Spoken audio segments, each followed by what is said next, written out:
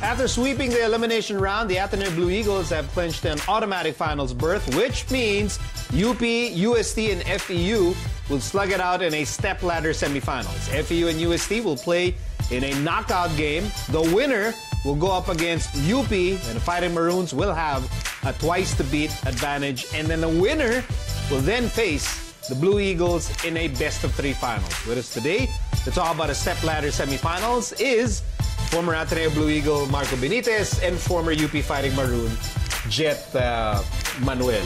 Si Marco B kasi excited na dun sa argument natin mamaya. Is this Ateneo team the greatest of all time, and he has his disagreements? But mamaya pa yun. Let's talk about stepladder first. The teams in the stepladder, UST, FEU, and UP, how tough will this road be for these three teams? Well, it's going to be tough. If looking at the first game that's going to come up, the knockout game. So it is a knockout game between the number 3 and number 4 seeds, so UST and FEU. So that in itself, one game to dictate, diba, to move forward. Tough na yun. And then after that, you go up against UP with a twice-to-beat advantage. So yun, that's going to be tough again. But the toughest of them all is going up against Ateneo after going through all of that in the finals pa. So best of 3 pa yun. So that's why, seeing how these teams are going to play out, I wouldn't want to be in the knockout games and then going up against a twice-to-beat. It's going to be tough. Well, as Jett mentioned, I think farthest from their minds, Miko, right now is that matchup against Ateneo. Kumbaga, that's the bonus stage. Are you sure that's the bonus stage? Between FEU and UST, we were talking prior to this, I think it's 50-50. With the way UST has been playing this season, and in particular with the way FEU has played in the second round, where I think we mentioned it, they're one of the hottest teams. They're the second hottest team, of course, behind Ateneo. Yeah. They're 5-2 in the second round. They tweaked their offense, much faster pace. They're a very scary team to contend with, especially in a knockout match where they have a streak going. So it's going to be so hard to predict between these two, UST and FEU. And then you have to play a UP team that is still smarting from a loss against the defending champs, want to get back their streak, their momentum, and their rhythm in preparation for a possible finals rematch. Okay, let's focus on that UST. I mean, na-excite na ako just thinking about a winner-take-all game between UST and FEU. And let's talk about what people should watch out for in that matchup, Jett. Okay, well, these two teams, I think that's why it's a 50-50 even for me, because we've seen the best and we've seen the worst of these two teams. So parang the question is, in a one-game matchup for knocking out, diba, what team will come out with these two? Which FEU team will come out? The hot shooting three-point shooting ball movement team, or yung hindi makashoot na FEU team? And then if you go to the USC, same thing, diba? What kind of team will come out? And then if you see the matchup, I'm excited for the matchup against LJ Gonzalez and Mark Nonoy. These two are dapat may side event yan, 100 meters. Para siya obstacle event sa All-Star Weekend. Yung just zigzagging on the court the whole time. Skills challenge na lang sila. So yun, I'm just excited for that. And then the perimeter matchup between both teams, I think it's going to be very, very exciting. I'm praying that we see the best of these two teams, because UST in top form, hitting all their threes, versus an FEU team that is hitting their threes and executing on offense. It's going to go really down the wire. You have so much talent in the backcourt. LJ Gonzalez, Comboy, Alforque versus Mark Nonoy, Abando, even Renzo Subido. And then you have the bigs, Chuente and Chabio clashing in the middle. Sobrang daming good matchups. Plus the coaching, Olsen Racela, Coach Aldin Ayo. Never a lack of storyline for this matchup. The matchup in the middle is something that you are also very intrigued with, no? Chabio against Chuente. I think Chabio would have the advantage, talent and skills-wise.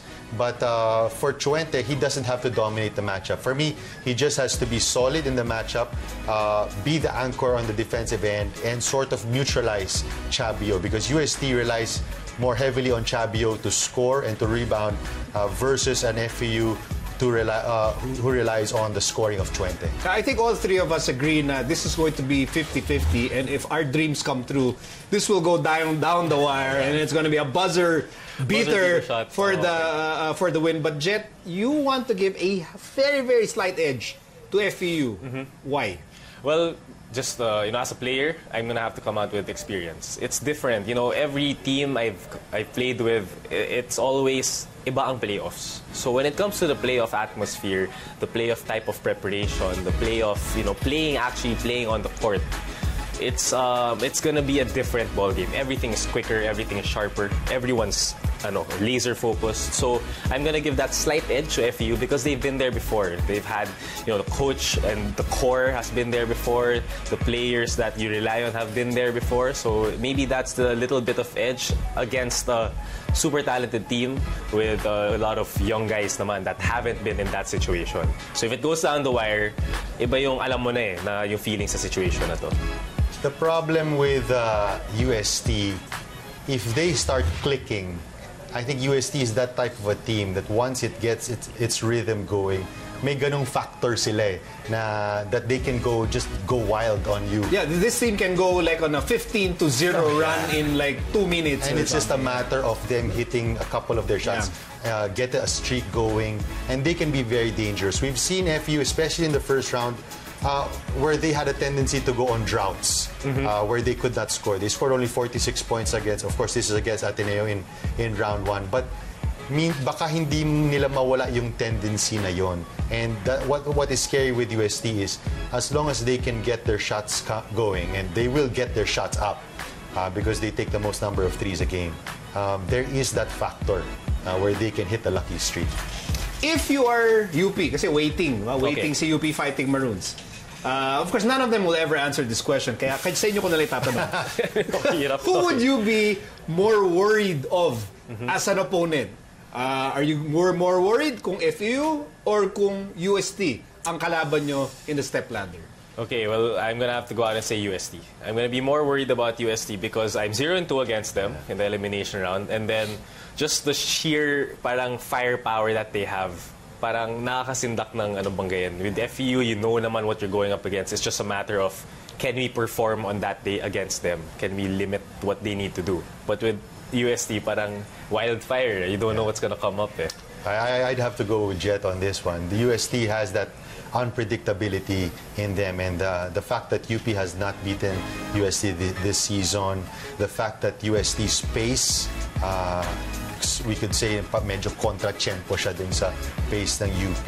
That X factor of UST is, if I were UP, I'd be more worried if UST got out of that blackout match. I'm imagining what the crowd would be like. If it's a UP UST and then that chance to get in the finals is on the line. I don't know if a venue will be big enough to accommodate UP fans and UST fans.